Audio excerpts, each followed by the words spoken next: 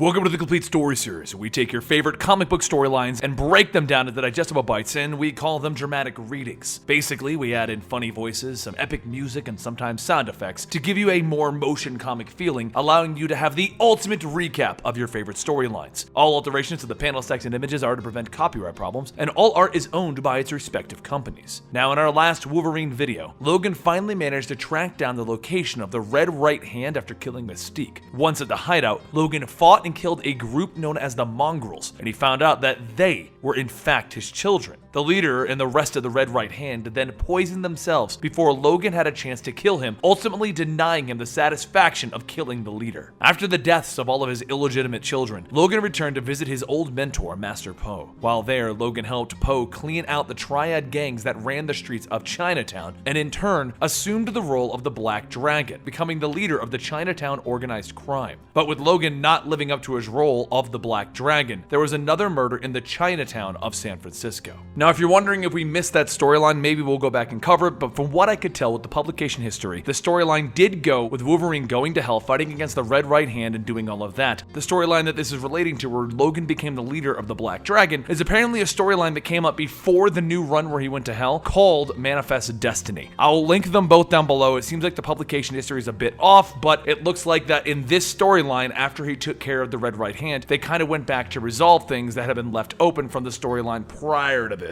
It's still a fun story though. It's Wolverine. Now, over in Melita's apartment, she asks Logan if the rumors of him leaving San Francisco are really true. He tells her, "Actually, I've already left. I just came back here to get a few things and say goodbye." Melita asks if he was ever planning on asking if she'd like to come with him. And so he does, and she tells him that she's not sure. Lately, she's been getting a lot of job offers as a journalist. Logan tells her that he understands there are things out there that they both have to do, and one of them for him is to go back to Westchester and rebuild that school. Melita hugs him, asking how is he going to pay for all of this. He practically lives out of a paper sack. He says that he has money. He just chooses to live this way. As Logan turns to leave, Melita stops him, telling him that even if they're not going to be together for a while, it doesn't mean that he isn't supposed to kiss her. And as they do, Melita notices a young boy staring at them through the window. The boy lets himself in, telling Logan that people were starting to think that the Black Dragon was dead, and Logan tells him that he's been a bit busy. Melita asks who this is, and the boy opens up his vest, showing off his trinkets, telling them that his name is Yoon Yi. Does she want to watch? Diamond earrings? Maybe even a slightly used switchblade? Logan says that this is his friend from Chinatown, and Yoon tells her that that's right, and now it's time for them to go back there so he can take care of his responsibilities. Logan tells Melita that he'll explain later, and Yoon nudges him to hurry up and kiss her.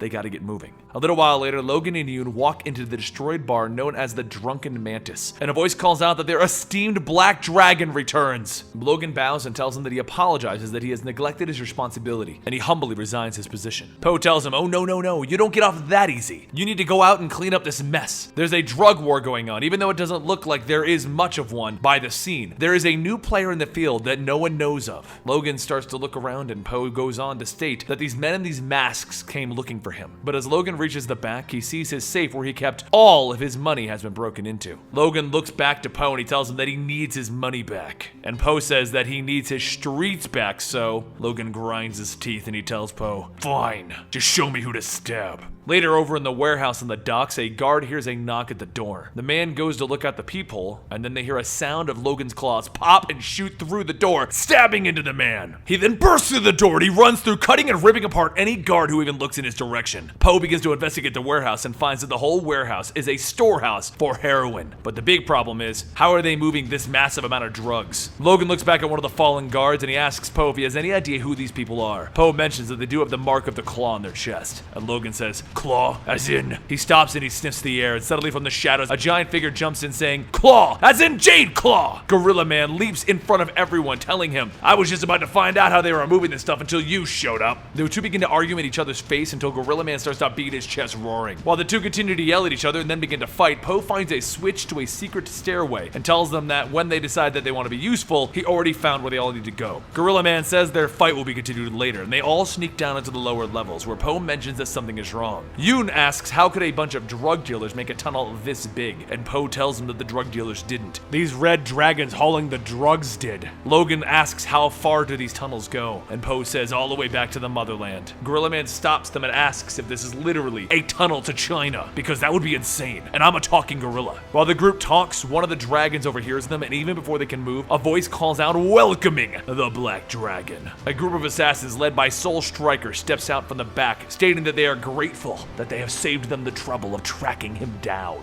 As all of the assassins move around the group, Gorilla Man asks if it's too late to back out of their team up. Within seconds, fists begin to fly as Logan and Gorilla Man charge in, swinging at anything that moves. Soul Striker punches at Gorilla Man and he asks, why do they call you that? As Soul Striker's fist punches through his chest and he screams in pain, telling him, okay, I get it now. A group leaps at Yoon, asking if he's really gonna show them his kung fu. So he pulls out a gun and shoots them and tells them, that's right, because all Chinese know kung fu, you racist pig. As everyone continues fighting, one of the dragons leans in and opens its mouth to breathe fire down the entire cavern. While Soul Striker shouts to leave their souls for him, Poe leaps in, kicking and punching him. He then looks down, telling him, you have dishonored yourself by using these noble dragons. But as he says that, Soul Striker asks, noble you say? And a dragon snorts right behind Poe, and Soul Striker tells him, you don't know much about these dragons then. Moments later, Soul Striker shouts, that's enough, I've captured Poe and Yoon. If you wish for them not to die, then you will stop.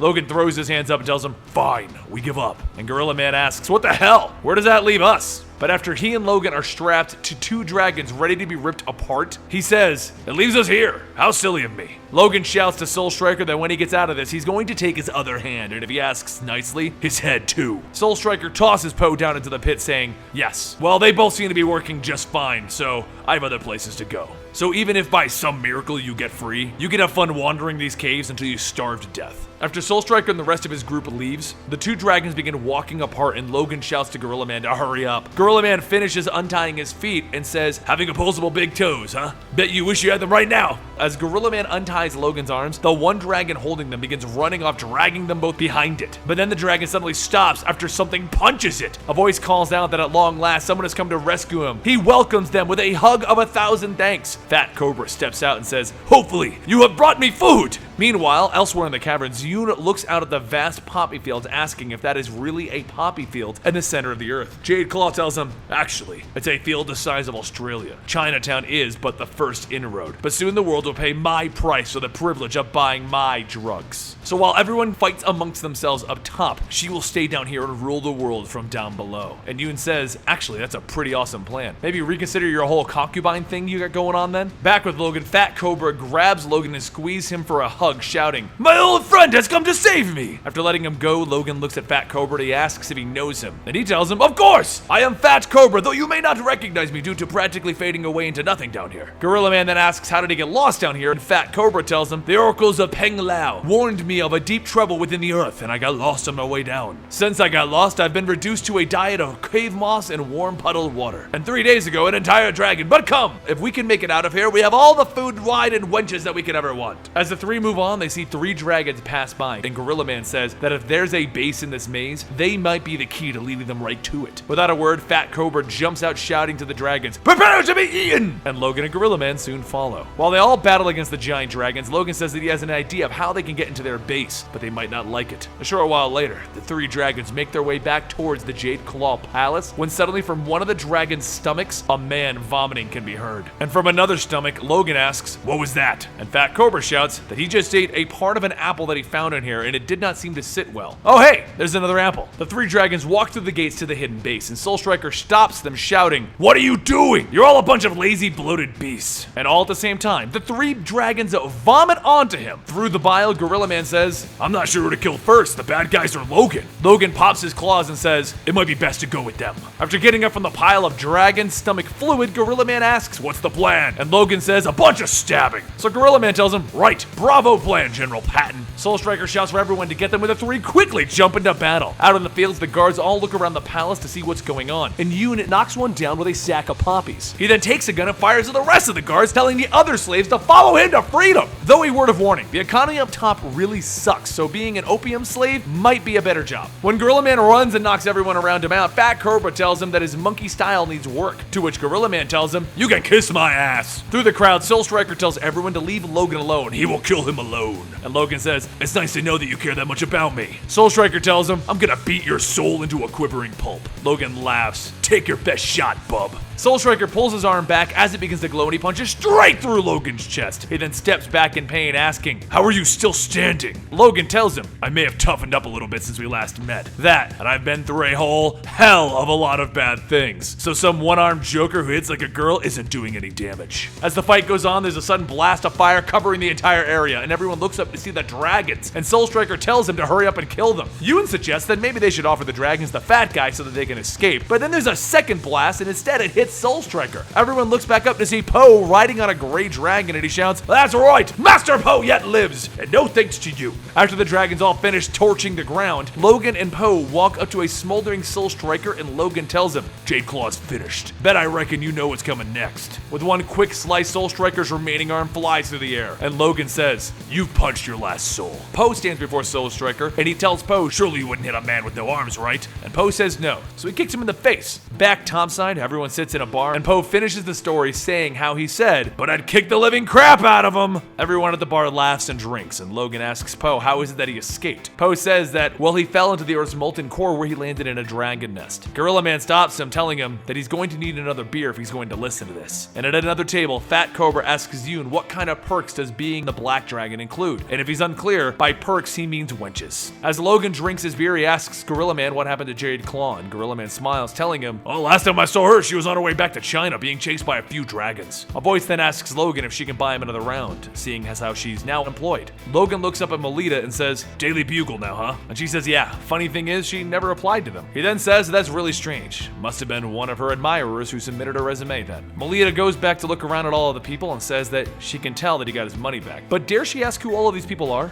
Logan says that he would prefer she not, and Melita says that there's a gorilla drinking. Are gorillas even supposed to drink? Logan laughs, telling her that he's not sure, but they're gonna let him. Elsewhere though, three figures all stand before a board full of pictures, and one says that the pieces are all falling into place, while another says yeah, but in all the wrong ways, sadly. The last one says, for one, a lot of people are being killed, and they're going to have to swallow their pride and face the last guy on Earth that they ever wanted to see again. Now this kind of kicks up the next series of Wolverine storylines, because the first one with the hell stuff and him killing his illegitimate children, that wrapped up. That's pretty much done. And then this wraps up a storyline that was happening on before all of that. So the next part, we're gonna move on to him battling against an individual known as Dr. Rot. Wolverine had some crazy storylines and some crazy interesting stuff happen, and I hope you guys enjoy. But if you want to keep up to date on the Wolverine storylines, don't forget to subscribe to this channel so you can get all your favorite comic books recapped in epic, dramatic manners. And you can also follow me on Twitter and Instagram at Comicstorian, where we can talk about your favorite stuff.